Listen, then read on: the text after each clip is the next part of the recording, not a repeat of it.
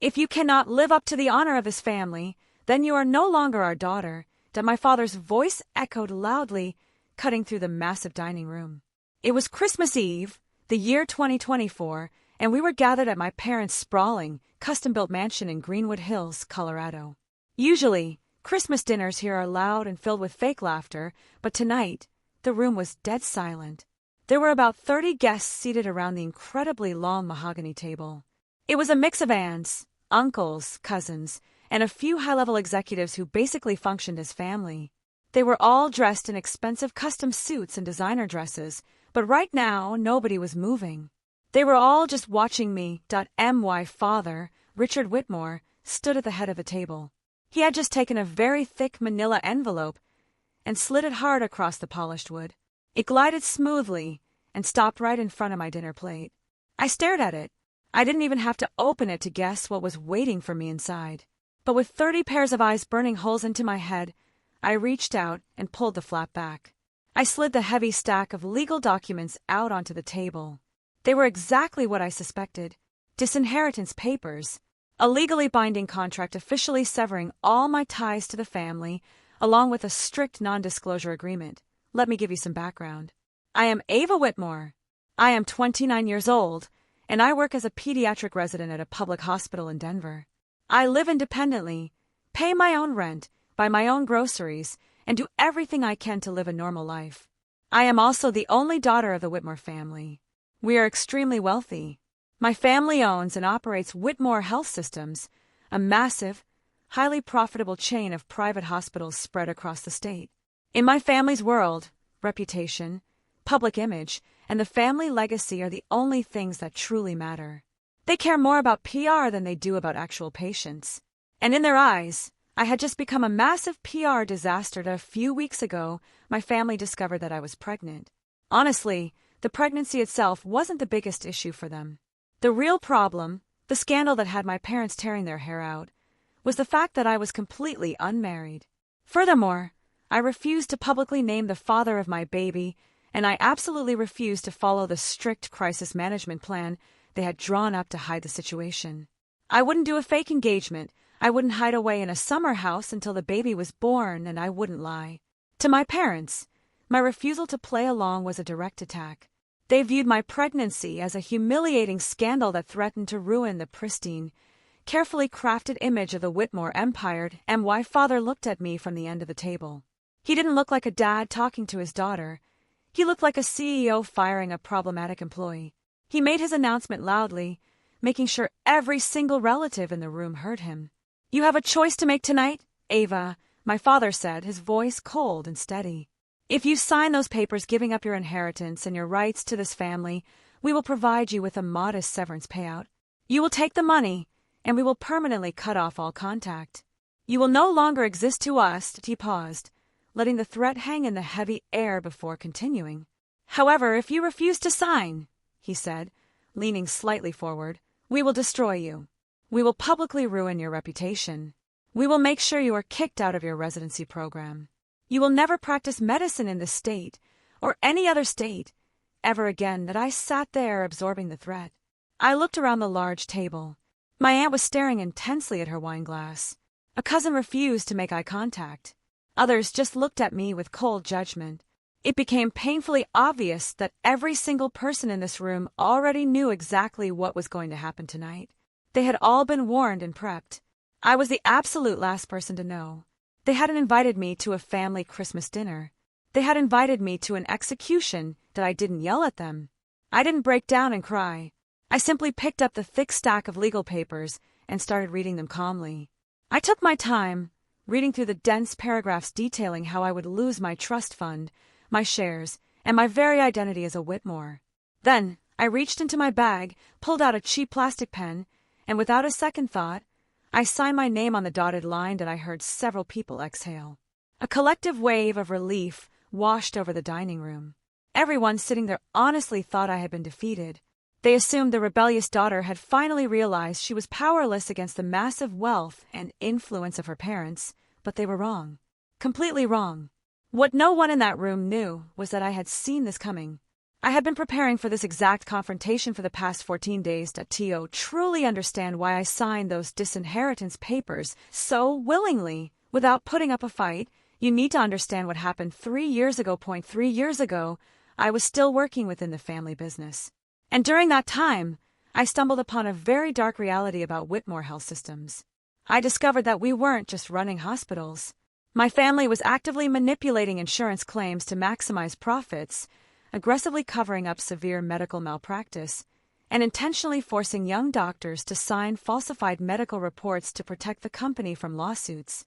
And the mastermind behind this massive, illegal operation was my own father, Richard Whitmore. The breaking point for me happened during a terrible night shift in the emergency room.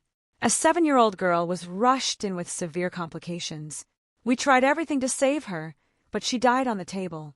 The tragic truth of that night was that her death was entirely preventable. She died because a piece of critical medical equipment failed during the code. And that equipment failed because the hospital administrators had decided to cut costs by skipping necessary maintenance and buying cheap, refurbished parts. The very next morning, my father called me into his office. He slid the official hospital incident report across his desk to me. I read it. The report falsely stated that the little girl had died from natural complications. There was zero mention of the failed equipment, and I told him I knew the machine was broken and that the report was a lie. He didn't care. He looked me dead in the eye and said, "Sign this report, or leave this family." That I chose to leave. I refused to sign my name to a lie that covered up a child's death. I immediately transferred my medical residency to a completely different public hospital in Denver. From that day on, my family considered me a traitor, but what my parents didn't realize when they kicked me out of their hospital was that I had taken something with me. Before my administrative access was revoked, I had secretly downloaded and copied a massive amount of internal hospital records, emails, and patient files. For a long time, I held on to those files, unsure of how to fight a billion-dollar company. That all changed when I met Ethan Cole. Ethan is a brilliant investigative journalist, and he is the father of my baby. When I finally showed him the evidence I had stolen, he immediately helped me. We spent months organizing the files, and he used his contacts to quietly reach out to federal law enforcement agencies. We were building a massive case. But then, 2 months ago, Ethan simply vanished. He disappeared without a trace. No phone calls, no emails, nothing. I was alone, pregnant, and terrified. But I was also ready. I pushed the signed disinheritance papers back across the mahogany table toward my father. He picked them up, looking incredibly pleased with himself. He thought he had won. My father picked up the thick stack of disinheritance papers I had just signed and tapped them against the mahogany table to straighten the edges. A profound look of satisfaction washed over his face. He actually believed he had won. He thought he had successfully neutralized the only threat to his perfect, carefully constructed public image. He handed the papers to his corporate lawyer, who was sitting 2 seats down, eagerly acting as a witness to my banishment. The dining room, which had been dead silent just moments before, suddenly filled with the quiet murmurs of my relatives. They were whispering to each other, likely discussing how quickly I had caved under the pressure. I just sat there, my hands resting on my lap, my face completely blank. That was when my mother, Margaret Whitmore, decided it was her turn to speak. She stood up slowly from her chair at the opposite end of the long table. She was wearing a custom-tailored emerald green dress, her neck draped in diamonds that probably cost more than the hospital ward I currently worked in. She looked down at me with a mixture of pity and absolute disgust. "We cannot let one mistake destroy 3 generations of honor," my mother announced, her voice projecting clearly across the massive room. "This family has built an empire on trust, excellence, and moral superiority. Your reckless behavior, Ava, your refusal to adhere to our standards, has put all of that at risk. We gave you every opportunity to handle this quiet little pregnancy problem behind closed doors, but you chose defiance." She paused to take a sip of her expensive sparkling water, making sure everyone was hanging on her every word. This wasn't a family dinner, this was a stage performance, and I was the villain they were publicly executing. However, my father interrupted, taking the spotlight back. "We are not entirely heartless. Even though you just signed your rights away, we prepared one final option for you. A way to remain in this family, keep your trust fund, and save your reputation from total ruin. He snapped his fingers, gesturing toward the heavy wooden doors leading to the grand foyer. On cue, the doors opened, and a man walked into the dining room. He was young, probably in his early 30s, wearing a perfectly fitted navy blue suit. I recognized him immediately. His name was Dr. Julian Vance. He was a rising star in the surgical department at my family's flagship hospital. He was known for being incredibly ambitious, arrogant, and willing to do absolutely anything to climb the corporate ladder. My father pointed at Julian and looked back at me. "If you want to save your reputation, we have arranged a marriage," my father declared loudly. "Julian has graciously agreed to step in, claim the child as his own, and marry you before the baby is born. We have already drafted the press release. We can spin this as a sudden, passionate romance between two of Whitmore Health's brightest doctors.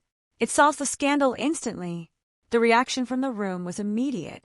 My aunts, uncles, and the executives actually started clapping. They clapped for this horrific, manipulative plan. They were applauding my father's brilliant crisis management. They genuinely thought forcing me into a fake marriage with a corporate sycophant to cover up an unplanned pregnancy was a stroke of genius. Julian stood near the table, puffing out his chest, looking incredibly pleased with himself. He smiled at me, a fake, hollow smile. He wasn't looking at a future wife. He was looking at his guaranteed promotion to chief of surgery. He was selling his life to my father in exchange for a title, and he expected me to do the same. That I didn't yell. I didn't throw my water glass at them. I remained entirely silent. I just stared at Julian, and then I shifted my gaze back to my father. The applause slowly died down as the relatives realized I wasn't crying tears of gratitude. They expected me to fall on my knees and thank them for throwing me this pathetic lifeline. "So what is your answer, Ava?" my mother asked, her tone sharp and impatient. "Will you take Julian's hand, or will you take the severance check and walk out into the snow?" I slowly reached down into my large leather tote bag resting on the floor beside my chair. I looked directly into my father's eyes. "I have something to give back to you, too," I said, my voice steady and completely devoid of emotion. That I pulled out a thick, heavy manila envelope of my own. I tossed it onto the center of the mahogany table. It landed with a loud, heavy thud, sliding right past the expensive floral centerpieces. My father stared at it, his smug expression faltering for the very first time. He frowned, clearly confused. He expected me to beg or cry or shout. He did not expect me to bring my own paperwork. Before my father could reach out to open the envelope, the heavy wooden doors of the dining room swung open for a second time. Everyone turned, expecting the catering staff to finally bring out the Christmas roast, but it wasn't the caterers that a man stepped into the room. He was wearing a dark winter coat, snow lightly dusting his broad shoulders. My breath caught in my throat. My hands instantly started shaking. It was Ethan Cole. For the past 2 months, I had lived in constant, agonizing fear that my family had somehow discovered his investigation and hurt him. I thought he was missing, or worse. But here he was, standing in my parents' dining room, looking healthier and more determined than ever. He wasn't missing at all. He had been working deeply undercover with the FBI to finalize the warrants for this exact moment. My father stood up abruptly, his chair scraping loudly against the hardwood floor. "Who the hell are you?" he demanded, his face turning red with sudden anger. "How did you get past security? Get out of my house immediately." Ethan ignored him completely.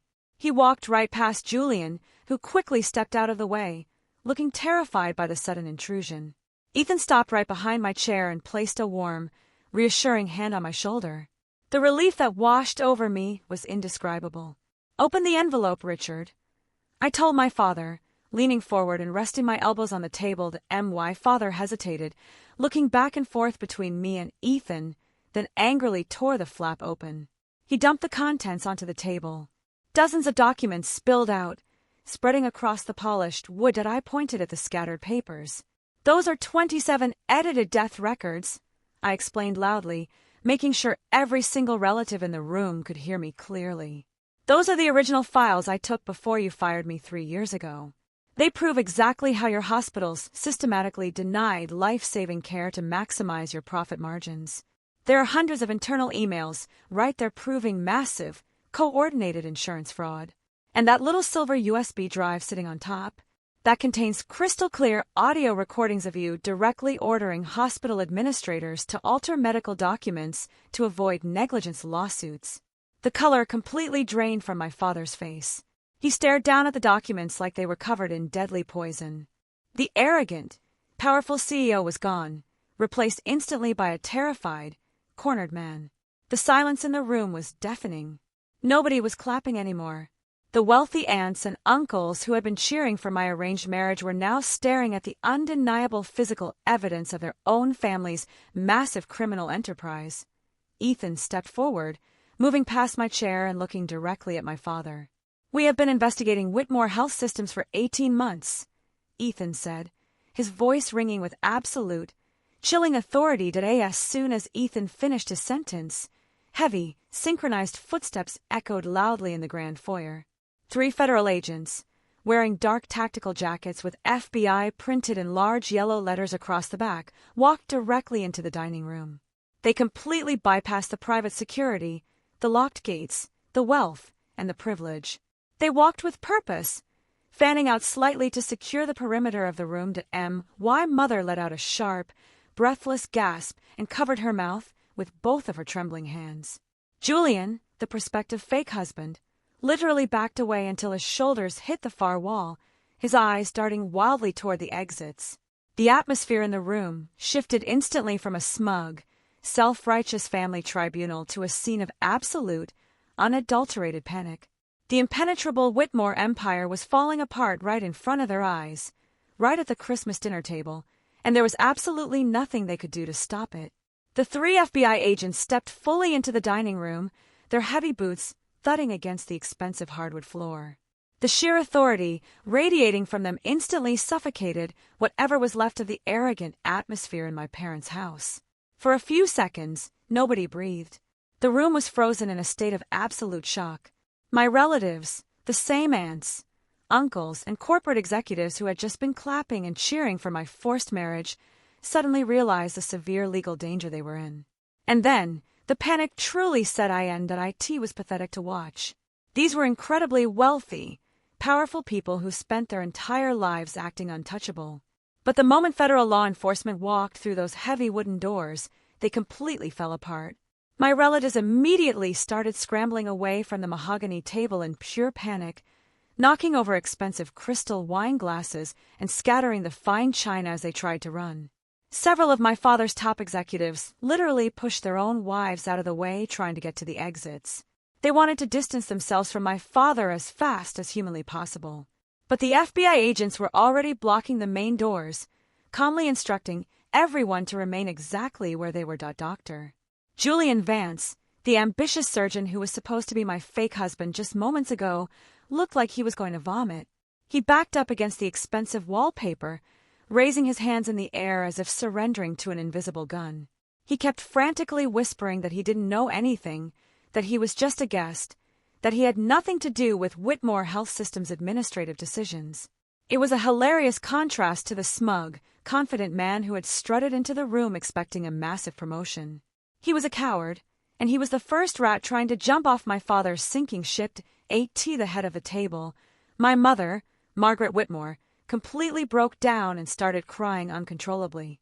The poised, elegant woman who had just lectured me about our family's 3 generations of honor and moral superiority was now sobbing loudly, her face buried in her trembling hands. Her heavy diamond necklace shook violently with every gasp. She wasn't crying because she felt guilty about the patients her husband's hospitals had harmed. She was crying because she knew the money, the prestige, and the country club memberships were instantly gone. Her perfect socialite life was over. My father, however, did not cry. His face went completely pale, turning an ugly, sickly shade of gray. He stared at the mountain of evidence sitting in the middle of his pristine dining table. There were 27 edited death records, clearly showing how his hospitals systematically denied life-saving care just to boost profit margins. There were massive stacks of internal emails proving blatant, coordinated insurance fraud. And right on top of the pile sat the silver USB drive containing the crystal-clear audio recordings of him directly ordering hospital administrators to alter medical documents. He knew he was caught. He knew Ethan Cole had spent the last 18 months building a bulletproof case against Whitmore Health Systems. But my father's arrogance was so deeply ingrained in his DNA that he simply couldn't accept defeat.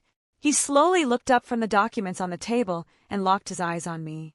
His expression twisted into a mask of pure, unadulterated hatred. "How dare you do this to your own family?" my father screamed, his voice cracking with rage. He slammed both of his fists down on the mahogany table, shaking the remaining silverware. "We gave you everything. We built an empire for you, and you bring the federal government into my home. You are destroying your own blood." I stood up from my chair. I didn't feel small anymore. I didn't feel like the disappointment of the Whitmore family. I felt completely free. I looked directly into his angry, desperate eyes, and I didn't flinch. "No," I replied, my voice calm, steady, and loud enough for every single terrified person in that room to hear. "I just did what a doctor is supposed to do." Ethan moved closer to me, wrapping his arm firmly around my waist. The warmth of his body next to mine gave me the final surge of strength I needed. He looked at my father with utter disgust. "You don't get to talk to her like that ever again, Richard," Ethan stated firmly. "For the past 2 months, I haven't been missing. I have been sitting in sterile conference rooms with federal prosecutors, meticulously going over every single file Ava managed to pull from your servers before you fired her. We matched your altered death records with the actual patient admission logs. We traced the illegal insurance payouts directly to your offshore shell accounts. We have it all. This isn't just a simple audit. This is a massive criminal indictment, and it starts tonight." One of the lead FBI agents stepped forward, pulling a thick stack of folded papers from inside his tactical jacket. It was a federal search and arrest warrant. He didn't care about my father's wealth or his custom-tailored suit. He looked at my father the exact same way he would look at any other street-level criminal. "Richard Whitmore," the agent said, his voice completely devoid of emotion. "You are under arrest for multiple counts of federal healthcare fraud, wire fraud, and conspiracy to commit medical malpractice. We are also executing search warrants on this property, as well as the corporate headquarters of Whitmore Health Systems. Turn around and place your hands behind your back." My father froze. He looked around the room, desperately searching for someone, anyone, to help him. He looked at his corporate lawyer, the same man who had eagerly witnessed my disinheritance just minutes ago. But the lawyer had completely backed away, staring at the ceiling, pretending he didn't even know my father's name. He looked at his wealthy brothers and sisters, but they were all shrinking back against the walls, terrified of being arrested as accomplices. He was entirely alone. The empire he had built on lies, intimidation, and greed had evaporated in a matter of seconds. Slowly, with his hands visibly shaking, my father turned around. The sound of the metal handcuffs clicking around his wrists echoed loudly through the silent dining room. It was the sharpest, most final sound I had ever heard. It was the sound of a tyrant finally losing his power as the agents read him his Miranda rights and began marching him toward the front door. My mother let out another loud wail, collapsing back into her dining chair. The remaining agents started securing the room, systematically collecting the documents from the table and pulling out evidence bags. They instructed everyone else to line up against the wall to have their identities verified before they would be allowed to leave the premises. It was a complete and utter humiliation for the Whitmore family, and it was entirely deserved. Ethan turned to me, his eyes full of concern and love. He gently cupped my face with his hands. "Are you okay?" he whispered, ignoring the absolute chaos happening all around us. "I am so sorry I couldn't tell you where I was. The prosecutors needed absolute secrecy to make sure your father couldn't destroy the remaining evidence on the corporate servers before the raid." "I'm okay," I whispered back, tears finally welling up in my eyes, but they were tears of immense relief. "You're here. We're safe." I looked down at the mahogany table. My signed disinheritance papers were still sitting there, pushed off to the side, completely forgotten amidst the massive pile of criminal evidence. I reached out, picked up the document that officially severed my ties to the Whitmore family, and carefully folded it in half. I didn't need their money, I didn't need their toxic legacy, and I certainly didn't need their approval. I slipped the paper into my bag. I was walking out of this house with nothing but the clothes on my back, the man I loved, and the baby growing inside me. And for the first time in my entire 29 years of life, I felt truly rich that we didn't stay to watch the rest of the raid. We didn't need to. As Ethan and I walked out of the grand dining room, past the crying relatives and the terrified executives, I didn't look back once. We walked out the massive front doors of the mansion and stepped into the cold, crisp Colorado winter air. The driveway was completely filled with flashing red and blue lights from the federal vehicles. The snow was falling gently, covering the pristine lawns of Greenwood Hills. I took a deep breath of the freezing air, feeling the heavy, suffocating weight of the Whitmore name finally lifting off my shoulders. It was finally over. The morning after the Christmas Eve raid, the world woke up to a completely different reality. By the time the sun came up on Christmas Day, the story had already exploded across every major news network in the country. Ethan hadn't just been working with the FBI for the past year and a half. He had also been meticulously prepping a massive, deeply researched investigative piece that went live the exact second my father was placed in handcuffs. The headline was everywhere, plastered across phone screens, newspapers, and morning television broadcasts. The Whitmore Empire, a legacy of greed, fraud, and fatal lies. It detailed absolutely everything. It exposed the 27 altered death records, the systematic denial of necessary, life-saving medical care to boost corporate profit margins, and the horrific reality that a respected, supposedly world-class healthcare provider was treating human lives as entirely disposable commodities. The public outrage was instantaneous and deafening. People were furious, and rightfully so. Protesters started gathering outside the flagship Whitmore Hospital in Denver, holding up signs demanding justice for the patients who had suffered. But the real destruction, the kind of damage that my family actually cared about, hit a few days later when the financial markets reopened after the holiday weekend. Whitmore Health Systems was a massive, publicly traded behemoth. Investors had always loved our company because my father had consistently delivered impossibly high profit margins quarter after quarter. Now, the entire world knew exactly how he had achieved those margins, and the reaction was brutal. The moment the opening bell rang on Wall Street, the stock completely collapsed. It wasn't a slow decline or a temporary dip. It was an absolute, terrifying freefall. In less than 48 hours, billions of dollars in market value simply vanished into thin air. Shareholders were panicking, frantically trying to sell off their suddenly worthless stock before it hit rock bottom. The corporate board of directors, the exact same group of wealthy elites who had blindly supported my father's ruthless tactics for years, immediately convened emergency meetings to try and save their own wealth. They publicly fired my father as CEO within 24 hours of his arrest, releasing a pathetic statement, desperately trying to distance the corporate entity from his criminal actions. But it was far too late for cheap PR spins. The federal investigation was already tearing the company apart from the inside out. The FBI and the Department of Justice did not mess around. The evidence Ethan and I had provided was so thorough, so completely damning, that the government had everything they needed to launch a full-scale siege on the corporate headquarters. Over the next few weeks, federal agents raided multiple Whitmore hospitals across the state, seizing physical servers, hauling out thousands of boxes of physical patient files, and freezing massive corporate bank accounts to prevent my family from hiding their assets offshore. The sheer scale of the federal investigation was unprecedented in the history of the state's medical industry, and as the pressure from the feds mounted, the absolute cowardice of my family and the hospital executives truly began to shine. These were people who had spent their entire lives projecting strength, demanding absolute loyalty, and punishing anyone who stepped out of line.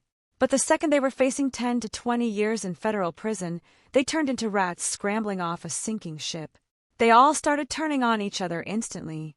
Nobody wanted to take the fall for Richard Whitmore. Dr. Julian Vance, the arrogant young surgeon who had literally been willing to enter a fake marriage with me just to secure a promotion to chief of surgery, was one of the very first people to break. When the FBI cornered him in a sterile interrogation room about his involvement in falsifying surgical reports to align with my father's strict cost-cutting mandates, Julian completely folded. He cried like a child and immediately agreed to wear a wire to entrap other senior medical staff. He traded his loyalty for a plea deal to avoid jail time, but it didn't save his career.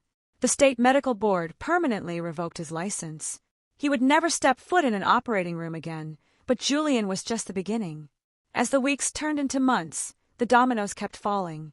The federal prosecutors were methodical, and ruthless in their pursuit of justice. They used the internal emails and the crystal-clear audio recordings from my silver USB drive to secure grand jury indictments against a massive chunk of the corporate leadership. Multiple executives were indicted on severe charges ranging from wire fraud and conspiracy to commit medical malpractice to massive, coordinated insurance fraud. My uncles, who had sat comfortably on the hospital board and happily cashed their massive dividend checks while aggressively ignoring the rising patient mortality rates, suddenly found themselves facing serious federal charges as well. The invincible Whitmore family was being systematically dismantled, piece by piece, in the cold, unforgiving rooms of federal courthouses. Beyond the criminal indictments, the civil fallout was equally catastrophic for the Whitmore estate. Once Ethan's article broke the story, and the federal authorities confirmed the validity of the altered death records, the families of those patients finally learned the horrifying truth. 4 years, they had been told that their loved ones, mothers, fathers, and children like the 7-year-old girl who died on my watch, had passed away from unavoidable, natural complications. Learning that their deaths were the direct result of a billionaire's greed shattered them all over again. But their profound grief quickly turned into righteous, organized anger. Led by a coalition of aggressive civil rights attorneys, hundreds of victims' families banded together to file the largest medical malpractice class action lawsuit in the state's history. They weren't just going after the massive corporate insurance policies. They were piercing the corporate veil to go directly after the personal, private assets of every single board member who had ever signed off on those fatal cost-cutting measures. Even the ground-level employees of Whitmore Health Systems finally found their voices. The nurses, the junior doctors, and the administrative staff who had been bullied, threatened, and coerced into silence for years finally felt safe enough to come forward. The federal investigators set up anonymous hotlines, and they were immediately flooded with thousands of calls. Staff members provided harrowing testimonies about being forced to reuse single-use surgical equipment, about being aggressively ordered to underreport hospital infection rates, and about the deeply toxic culture of fear my father had cultivated. The very people my father had treated like disposable cogs in his wealth-generating machine were now the star witnesses in the federal case destroying his life. Fast forward to 8 months later, and the landscape of my family's empire is completely unrecognizable. The massive, sprawling mansion in Greenwood Hills where the infamous Christmas dinner took place. It's currently sitting entirely empty, seized by the government as part of a massive asset forfeiture to help pay the hundreds of millions of dollars in federal fines and impending civil judgments. The private jets, the custom-tailored designer suits, the exclusive country club memberships, it is all completely gone. They have absolutely nothing left but their overworked defense lawyers and the terrifying reality of their impending prison sentences. As for my father, the mastermind behind all of the suffering, his current reality is a stark, brutal contrast to the arrogant billionaire who tried to confidently disown me. Despite his highly paid defense attorney's absolute best efforts, the federal judge deemed him an extreme flight risk due to his vast network of offshore bank accounts. He was denied bail on the very first day. For the past 8 months, Richard Whitmore, a man who used to scream at his assistants if his morning coffee wasn't the exact right temperature, has been sitting in a bleak, gray federal holding facility. He is currently awaiting trial. He spends his days in a tiny, concrete cell, completely stripped of all his power, his wealth, and his influence. He is entirely isolated. His wife, my mother, filed for divorce the very moment her personal bank accounts were frozen by the authorities, desperately trying to salvage whatever microscopic sliver of high society status she could hold on to. His top executives have all taken plea deals and testified against him. His siblings openly blame him for their own complete financial and legal ruin. He is waiting for a massive federal trial that he absolutely cannot win, facing a mandatory sentence that will ensure he spends the rest of his natural life behind bars. The powerful man who told me I was a disgrace, the man who confidently slid those disinheritance papers across the mahogany table and threatened to destroy my life, is now entirely destroyed by his own uncontrollable hubris. And the most poetic part of it all is that he knows exactly who put him there. He sits in his cell, knowing that his own daughter, the one he deemed unworthy of the Whitmore name, was the one who finally brought his entire corrupt empire crashing down to the ground. The morning of December 26th felt like waking up on a completely different planet. The adrenaline that had kept my heart hammering against my ribs for the past 48 hours had finally crashed, leaving me exhausted but incredibly weightless. I was sitting on the worn-out, comfortable couch in Ethan's small downtown apartment. It was a massive downgrade from the sprawling mansion in Greenwood Hills, but sitting there wrapped in a thick wool blanket, holding a warm mug of cheap coffee, I had never felt safer in my entire life. My phone, which had been buzzing uncontrollably with angry texts from cousins and aunts, was completely turned off and shoved into a kitchen drawer. I didn't care about their anger. I didn't care about the panic spreading through their country club group chats. I was finally out. Ethan walked into the living room and sat down next to me. He looked just as exhausted as I was. We hadn't really had a chance to just stop and talk since the FBI raided my parents' dining room. The past 2 days had been a blur of debriefings, signing witness statements, and watching the news networks absolutely tear my family's legacy to shreds. Now, in the quiet of his living room, I finally got to ask him the question that had been haunting me for weeks. I looked at him, tracing the dark circles under his eyes, and asked him exactly where he had been for the 2 months he was missing. He let out a long, heavy sigh and leaned his head back against the couch. He explained that as our investigation deepened, the FBI realized just how incredibly dangerous my father really was. Richard Whitmore wasn't just a white-collar criminal skimming money off the top. He was a ruthless billionaire who employed aggressive corporate fixers. When Ethan's initial inquiries as an investigative journalist started getting too close to the offshore shell accounts, my father's people noticed. They started following Ethan, trying to figure out who was digging into their files. To keep the federal case alive, and more importantly, to keep Ethan alive, the FBI had to pull him out immediately. They staged a sudden disappearance, moving him into a secure federal safe house outside of state lines. He wasn't allowed to contact anyone, not even me. He told me that sitting in that safe house, knowing I was pregnant and facing my family completely alone, was the hardest thing he had ever done. He spent every single day working with the federal prosecutors, meticulously organizing the evidence I had stolen to contact federal agencies, turning our raw files into a bulletproof legal weapon. Hearing him explain all of this, the lingering knot of anxiety in my chest finally dissolved. He hadn't abandoned me. He had sacrificed his own freedom for 2 months to ensure my father could never hurt us again, but the fallout from that night wasn't just confined to federal holding cells. It bled directly into my everyday life. Within a week, my name was everywhere. The media quickly figured out that Ava Whitmore, the disgraced daughter who had just been publicly disinherited, was also the primary whistleblower who provided the FBI with the internal documents. Suddenly, I couldn't even walk to the grocery store without cameras flashing in my face. Reporters camped outside my apartment building, shouting questions about my father, about the fraud, and about the baby growing in my belly. They wanted the exclusive story of the billionaire heiress who burned down her own family tree. It got so intense that Ethan and I had to pack up my small apartment in the middle of the night and move into a quiet, heavily gated rental house in the suburbs just to get some peace. I also had to take an extended leave of absence from my pediatric residency at the public hospital. My boss, the chief of medicine, was incredibly supportive. He had read the leaked reports about the 7-year-old girl who died because of the faulty equipment at my father's hospital. He looked me in the eye and told me I was a hero for speaking up, but he also firmly advised me to stay home and protect my health until the media circus died down. Being stuck at home, isolated from my medical work, forced me to sit with my thoughts. And honestly, it was a very strange, complicated grieving process.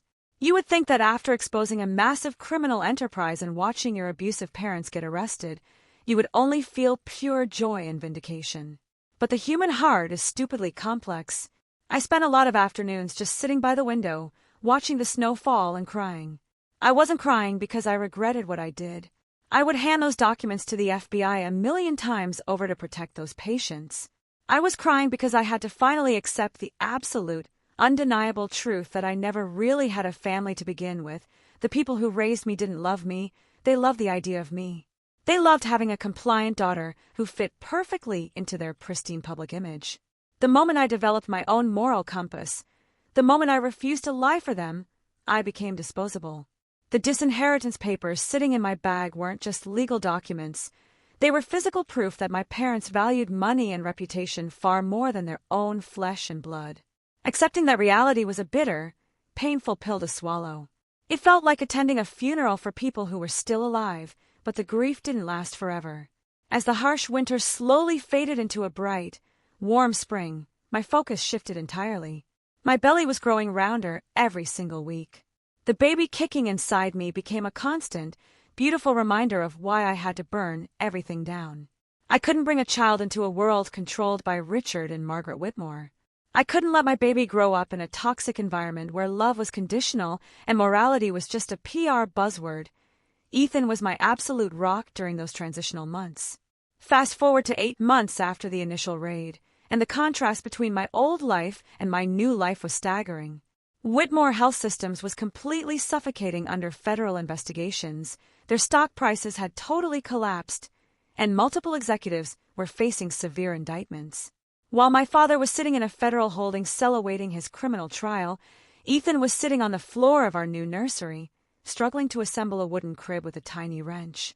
While my mother was frantically liquidating her designer handbag collection to pay her divorce lawyers, Ethan was rubbing my swollen feet and reading parenting books out loud to me. We were building a quiet, normal, aggressively ordinary life, and it felt like absolute heaven that we didn't have billions of dollars anymore. The trust fund my father had constantly dangled over my head like a weapon was permanently gone, seized by the government along with the rest of the dirty Whitmore money. But we had Ethan's modest journalist salary, my savings from my residency, and a ridiculous amount of love. We went to normal grocery stores, we cooked cheap dinners together, and we spent our evenings watching television instead of attending suffocating high society galas. As my due date rapidly approached, the news cycle surrounding my family gradually shifted from front-page headlines to minor legal updates. The public was moving on to the next big scandal. But for me, the most important deadline wasn't a court date or a grand jury summons. It was the realization that in just a few short weeks, I was going to become a mother. I was going to have to prove that the Whitmore blood running through my veins didn't automatically make me a monster. I was determined to break the generational curse of greed and emotional abuse. I was going to show my child what real, unconditional love actually looked like. And so, exactly 8 months after that explosive Christmas dinner, 8 months after I watched my father get dragged out of his own mansion in handcuffs, my water broke. It was a completely ordinary Tuesday morning. There were no flashing paparazzi cameras, no angry relatives demanding a fake marriage, and no corporate lawyers drafting press releases. It was just me and Ethan, frantically grabbing our pre-packed hospital bag and driving toward the public hospital where I used to work. The chaos of the past was entirely behind us, and the only thing that mattered now was the future waiting for us in the delivery room. The drive to the hospital was a chaotic blur of early morning Denver traffic and sharp, breathtaking contractions. I was 29 years old, a fully trained pediatric resident who had spent thousands of hours walking the brightly lit hallways of various medical facilities, but being the actual patient grimacing in the passenger seat of a car was an entirely different reality. Ethan was gripping the steering wheel so tightly that his knuckles were completely white, his eyes constantly darting between the road ahead and the passenger seat to check on me. We deliberately bypassed the sprawling, luxurious, aggressively landscaped campuses of Whitmore Health Systems. I would never set foot in one of those privately owned, heavily PR-driven buildings ever again, especially knowing the dark reality of how they prioritized corporate profit over human lives. Instead, Ethan navigated us toward the crowded, chaotic drop-off zone of the public hospital in Denver where I actually worked, the exact place I had transferred my residency to after I point-blank refused to sign my father's falsified death report 3 years ago. Walking through the heavy sliding glass doors of the public emergency room felt like coming home. The environment was gritty, loud, and constantly moving, a massive contrast to the sterile, quiet, country club atmosphere of my family's private hospitals. The triage nurses at the front desk immediately recognized me. They didn't see me as the disgraced, publicly disinherited daughter of a wealthy billionaire. They just saw Dr. Ava Whitmore, their exhausted, heavily pregnant colleague who desperately needed a wheelchair right now. They rushed me up to the labor and delivery ward with practiced efficiency.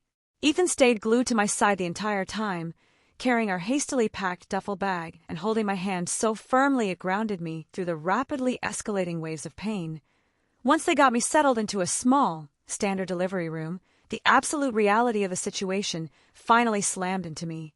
The medical monitor strapped tightly around my belly started loudly broadcasting the rapid, steady heartbeat of our baby. As a doctor, I knew exactly what every beep, every spike on the contraction monitor, and every specific medical term the attending obstetrician used actually meant.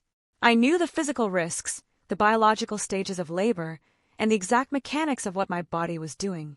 But all of that extensive medical knowledge completely vanished every time a major contraction hit, leaving me gasping for air and clinging desperately to Ethan's shirt. During the intense, quiet lulls between the contractions, my exhausted mind started playing cruel tricks on me. As I stared at the blank hospital wall, I couldn't help but think back to that massive dining room in Greenwood Hills on Christmas Eve. I remembered the 30 wealthy guests sitting around that impossibly long mahogany table, staring at me with absolute cold judgment. I remembered the heavy, suffocating silence right before my father confidently slid those disinheritance papers across the polished wood to officially cut me out of the family.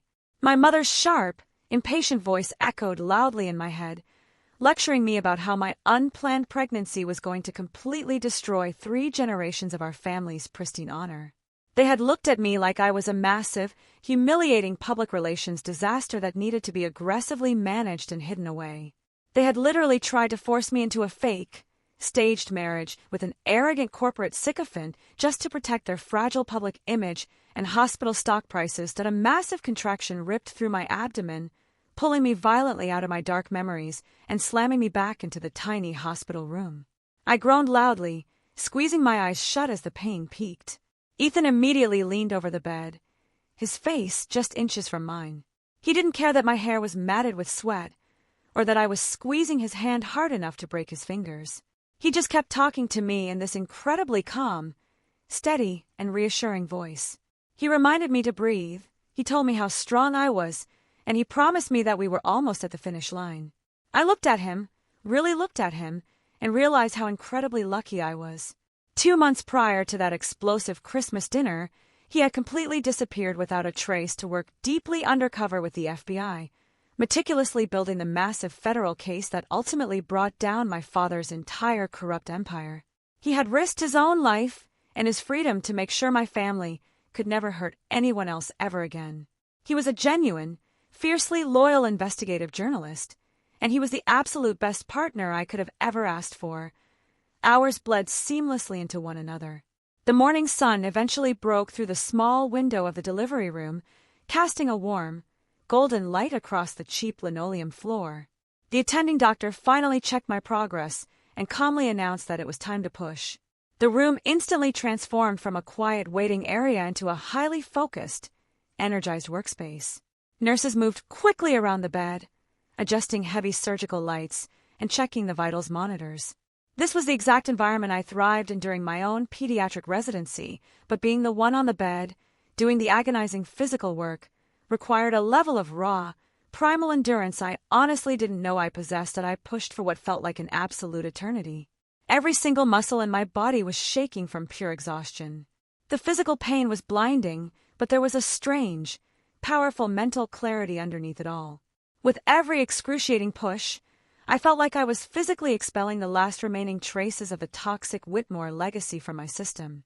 I wasn't the terrified, compliant daughter sitting at the end of a mahogany table anymore. I wasn't the helpless medical resident being bullied by a billionaire CEO into covering up a child's death. I was a mother fighting to bring her child into a safe, honest world. One more. Ava, Ethan urged, his voice cracking with intense emotion. Just one more big push. I can see her.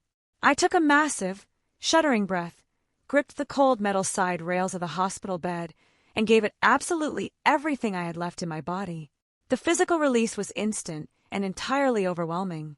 The intense pressure vanished, completely replaced by the sharp, beautiful, high-pitched sound of a newborn baby crying loudly in the sterile room.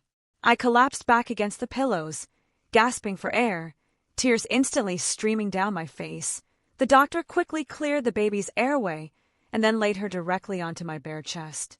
She was tiny, perfectly warm, and incredibly loud. I wrapped my shaking arms around her slippery little body, pulling her close to my hammering heart. Ethan leaned completely over the bed, wrapping his strong arms around both of us. He buried his face into my shoulder, and I could feel him crying just as hard as I was. We just held each other, completely ignoring the medical staff bustling around us to finish the post-delivery procedures. We had actually done it. We had survived the threats, the federal raids, the media circus, and the intense labor. We were finally on the other side. A few minutes later, a kind nurse with a clipboard stepped up to the side of the bed. She smiled warmly at the three of us. "She is absolutely perfect, Dr. Whitmore," the nurse said softly. "Do you have a name picked out for the birth certificate?" I didn't even have to look at Ethan to know we were on the exact same page. We had decided on the name months ago, long before the Christmas Eve confrontation had ever happened. I looked down at my beautiful, healthy daughter, gently wiping a tiny smudge of blood off her soft forehead. I had given birth to a daughter, and her name was Lily Cole. "Her name is Lily," I told the nurse, my voice steady and incredibly proud. "Lily Cole." I deliberately did not give her the Whitmore last name. The Whitmore name belonged to the massive, privately owned hospitals that prioritized corporate greed over human life. It belonged to the 27 altered death records and the federal indictments. It belonged to a legacy of manipulation and conditional love that ended the exact second I signed those disinheritance papers. Lily was a Cole. She belonged to a legacy of truth, bravery, and unconditional support. The nurse nodded, scribbled the name onto the official hospital paperwork, and quietly stepped out of the room to give us some well-deserved privacy. The room fell completely silent, save for the quiet, rhythmic beeping of the vitals monitors and Lily's soft, tiny breaths against my collarbone. Ethan gently stroked Lily's dark hair with his thumb, completely mesmerized by her that I looked up at him, feeling a profound, life-altering sense of peace wash over my exhausted body. I thought about my father, Richard Whitmore, sitting alone in a bleak federal holding cell awaiting his criminal trial, and I thought about the terrified corporate executives whose privileged lives had completely fallen apart over the last 8 months. They had built a massive, billion-dollar empire, but they had absolutely no one left who genuinely cared about them. "Family isn't a name on a building," I whispered to Ethan, the words feeling incredibly heavy and deeply true in the quiet hospital room. "Family is the person standing next to you when you do the right thing." Ethan looked at me, his eyes full of deep, unwavering love, and gently kissed my forehead. I shifted my gaze back down to Lily, watching her tiny chest rise and fall with every breath. I tightened my protective grip on her slightly, making a silent, unbreakable promise to her right then and there. "And this time," I whispered softly to my beautiful daughter, "we are going to build a better family." The federal courthouse in downtown Denver was a massive, imposing building made of cold gray stone and reinforced glass. It had been exactly 14 months since that explosive Christmas Eve dinner, and the legal gears of the justice system had finally ground their way to this exact moment. My father, Richard Whitmore, was no longer sitting at the head of a mahogany table in a custom-built mansion. He was sitting at the defense table in a sterile courtroom, looking remarkably smaller in a standard-issue prison jumpsuit. The arrogant billionaire who used to control a sprawling private hospital empire was currently fighting for the rest of his natural life. Whitmore Health Systems was already entirely destroyed, actively suffocating under massive federal investigations. The company's once pristine stock had completely collapsed months ago, and multiple high-level executives had already been officially indicted and sentenced. My father was the very last domino left to fall. Walking into that courtroom as the prosecution's star witness was one of the hardest things I have ever done. I left Lily at home with Ethan's mother, knowing that today was going to be ugly, exhausting, and deeply emotional. Ethan, of course, was sitting right in the front row of the gallery, completely ignoring the angry glares from the few remaining Whitmore relatives who had actually bothered to show up. He had spent 18 grueling months meticulously investigating Whitmore Health Systems, and today was the ultimate culmination of all his dangerous, undercover work with the FBI. When my name was finally called to the stand, I walked past the heavy wooden swinging doors, kept my head held high, and took my seat next to the judge. I swore to tell the truth, the whole truth, and nothing but the truth. The lead federal prosecutor was a sharp, no-nonsense woman who wasted absolutely no time getting straight to the point. She didn't care about the Whitmore family legacy or our 3 generations of supposed honor. She cared about the facts. She started by walking me through the massive pile of evidence I had stolen before my father fired me 3 years ago. One by one, she systematically pulled out the documents that Ethan and I had placed in that thick manila envelope on Christmas Eve. She held up the 27 edited death records for the entire jury to see. These weren't just pieces of paper, they were actual human lives that my family's hospitals had actively discarded. I sat on the stand and clearly explained to the jury exactly how my father had personally mandated the systematic denial of life-saving medical care simply to maximize his corporate profit margins. Then came the hardest part of the entire trial. The prosecutor projected a specific patient file onto the large screen in the middle of the courtroom. It was the file of a 7-year-old girl who had died during my night shift in the emergency room 3 years ago. Looking at her name again made my chest physically ache. I looked directly at the jury and told them exactly what happened that night. I explained that we tried absolutely everything to save her, but she died because a critical piece of medical equipment completely failed during the code. I didn't mince my words. I told the court that the equipment failed specifically because the hospital administrators, acting on my father's direct orders, had decided to cut costs by skipping necessary maintenance. The courtroom was dead silent as I spoke. The jury members looked absolutely horrified.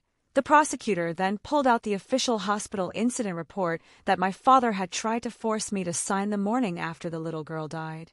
The report falsely stated that the child had passed away from natural complications and completely omitted any mention of the broken medical machinery. "And what did your father say to you when you refused to sign this falsified document?" the prosecutor asked, her voice echoing loudly in the quiet room. That I looked away from the prosecutor and locked eyes with my father sitting across the room.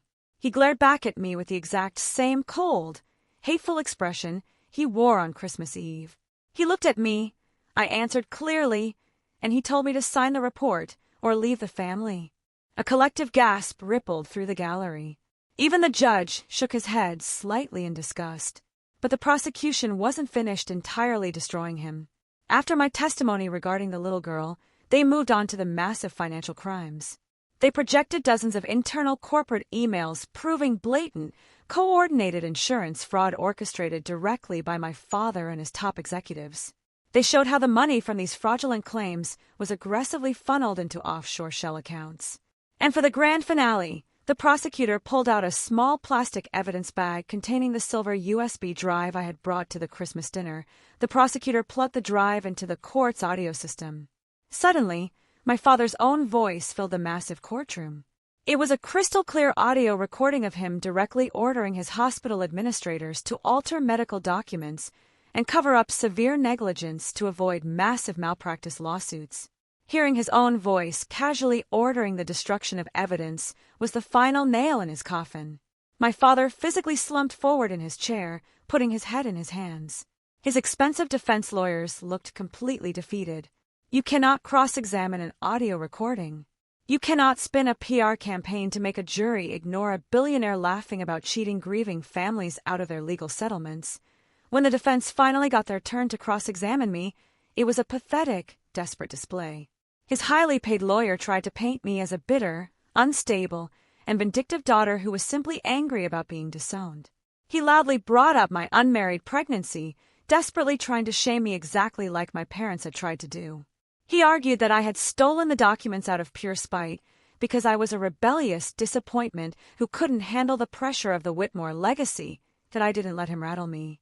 I didn't raise my voice, and I didn't cry. I just leaned into the microphone and answered his frantic questions with absolute, undeniable facts. I reminded the court that I had taken those files long before I was ever pregnant. I reminded them that I had given up an entire billion-dollar inheritance completely willingly on Christmas Eve because I absolutely refused to be associated with a criminal enterprise. I looked the defense lawyer dead in the eye and told him that my only motivation was protecting innocent patients from a greedy, ruthless CEO who happened to share my last name. By the time I stepped down from the witness stand, my father's defense strategy was entirely in ruins. The trial lasted for another 3 weeks, but the verdict was never actually in doubt. When the jury finally returned to the courtroom to deliver their decision, they didn't even look at my father. The foreman stood up and read the verdict loudly. Guilty on all counts of federal healthcare fraud. Guilty on all counts of wire fraud. Guilty of massive conspiracy to commit medical malpractice. And guilty of witness tampering and evidence destruction. The judge did not show an ounce of leniency during the sentencing phase.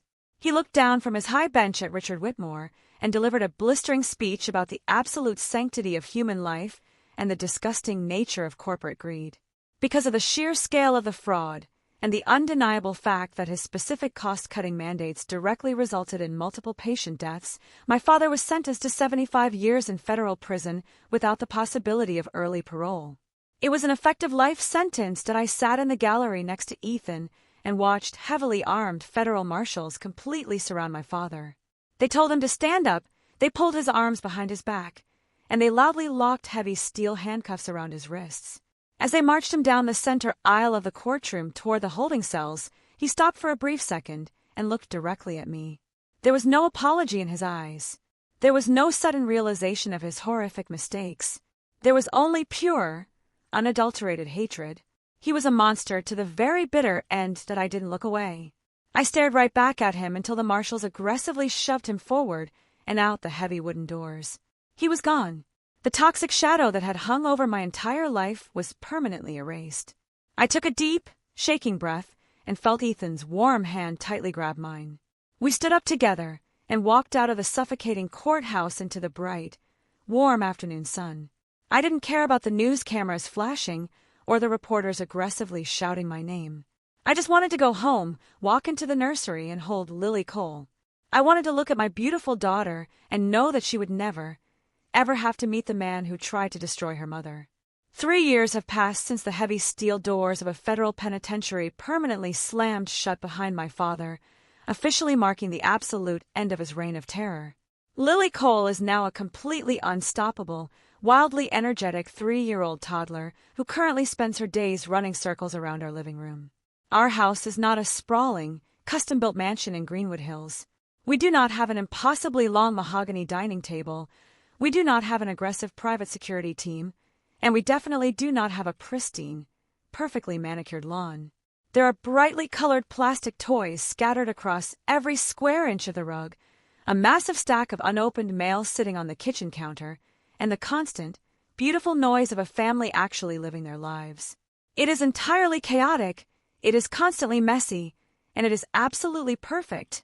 Sometimes, when I am driving home from a long shift at the hospital, I deliberately take the route that goes past the downtown area where the massive flagship hospital of Whitmore Health Systems used to stand. I have to say used to, because the corporate entity completely collapsed under the overwhelming weight of the federal investigations, exactly as we all knew it would. The company's stock prices didn't just experience a temporary dip, they evaporated completely overnight, permanently wiping out the massive financial fortunes of every single corrupt executive who had blindly enabled my father's greed. The state medical board eventually stepped in, forcing the complete liquidation of the corporate assets to pay off the hundreds of millions of dollars in civil settlements owed to the families of the patients who had died under their care. That massive, state-of-the-art flagship building was eventually bought out at a massive discount by a non-profit medical group. I actually parked my car across the street on the day they hired a construction crew to remove the giant, illuminated Whitmore letters from the top of the hospital. Watching a massive industrial crane literally rip my family's toxic legacy off that building and carelessly drop it into the back of a rusted scrap truck was honestly one of the most profoundly healing moments of my entire life. It was physical proof that the nightmare was finally over, that my father is exactly where he belongs. He was thoroughly convicted and is now serving his 75-year sentence in a maximum security federal facility. He has been entirely stripped of the power, the immense wealth, and the terrifying intimidation tactics he used to wield like a weapon against anyone who disagreed with him. He doesn't have a massive corner office with a view of the mountains. He doesn't have an army of ruthless corporate lawyers to clean up his messes, and he certainly doesn't have a family to control anymore. My mother, Margaret, currently lives in a small, heavily mortgaged condo in a completely different state, entirely cut off from the wealthy high society world she valued far more than her own daughter. I haven't spoken a single word to her since the night the FBI agent stormed into her dining room.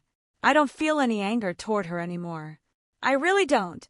I just feel a deep, lingering pity for someone who aggressively chose money over love and ultimately ended up with absolutely neither. As for me, my life moved forward in the absolute best way possible.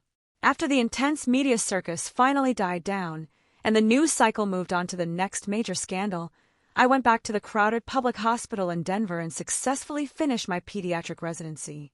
I am now a fully qualified attending physician. I proudly walk the chaotic, brightly lit hallways of the public emergency room every single day, doing the exact job I fought so incredibly hard to protect. I treat every single child who comes through those automatic doors with the absolute highest standard of care, completely regardless of what kind of health insurance their parents happen to have. I don't have wealthy hospital administrators breathing down my neck, demanding that I cut critical corners or use cheap, poorly refurbished medical equipment just to save a few corporate dollars. I just get to be a doctor. I get to save lives without ever having to compromise my morals or my soul. Ethan hasn't changed one bit. He is still the fiercely loyal, incredibly driven man who willingly vanished into a federal safe house for 2 agonizing months to work undercover with the FBI just to make sure my father could never hurt me. He took the massive mountain of evidence we had gathered and turned it into an award-winning, deeply researched book detailing the spectacular, criminal downfall of Whitmore health systems. The book was a massive success, completely cementing his reputation as one of the best investigative journalists in the country. But far more importantly than any professional accolade or best-selling book tour, he is the most incredible, dedicated father to Lily. Whenever I have to work a grueling, 14-hour night shift at the hospital, I always come home to find the 2 of them fast asleep on the living room couch, entirely tangled up in thick blankets with a children's book resting on Ethan's chest.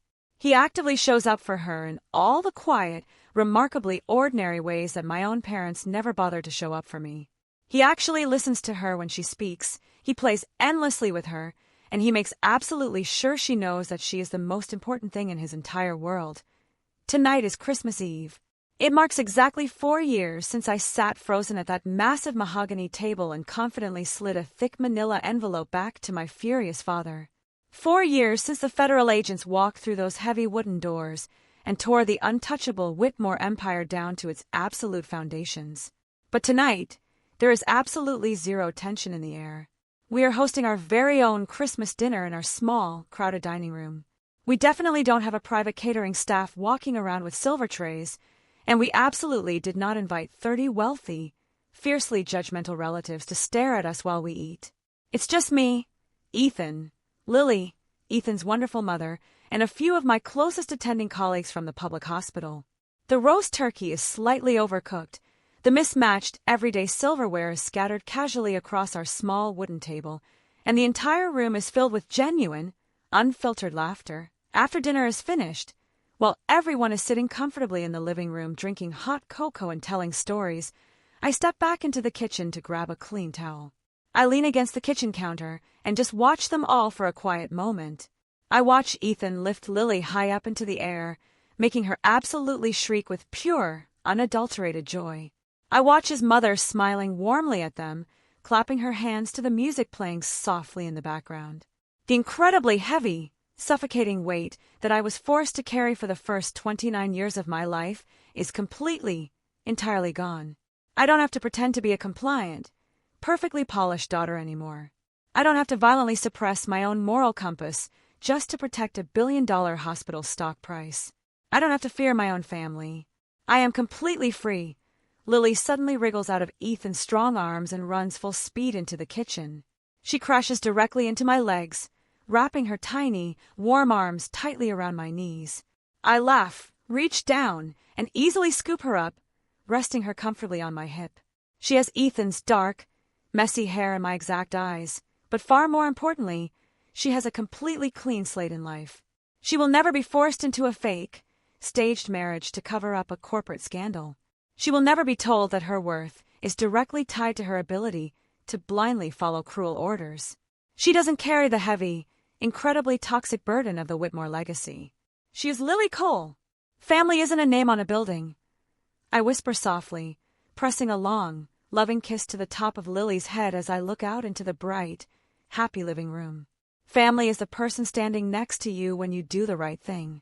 Ethan looks over from the couch, instantly catching my eye through the doorway. He gives me a soft, deeply knowing smile. He knows exactly what I am thinking about right now. He knows the absolute, terrifying hell we willingly walked through to get to this warm, quiet living room. We intentionally burned down a massive, corrupt legacy. We bravely faced down federal indictments, and we actively chose the hard, painful truth over a comfortable, incredibly toxic lie that I hold my beautiful daughter tightly against my chest. I think about the dark generations of blatant manipulation, the strictly conditional love, and the terrifying emotional threats that completely defined my own traumatic childhood. I look down at Lily's bright, innocent smile, and I make the exact same unbreakable promise I made on the very day she was born in that chaotic public hospital. And this time, I say quietly, my voice filled with absolute, unshakable certainty as I hold her close. We are going to build a better family,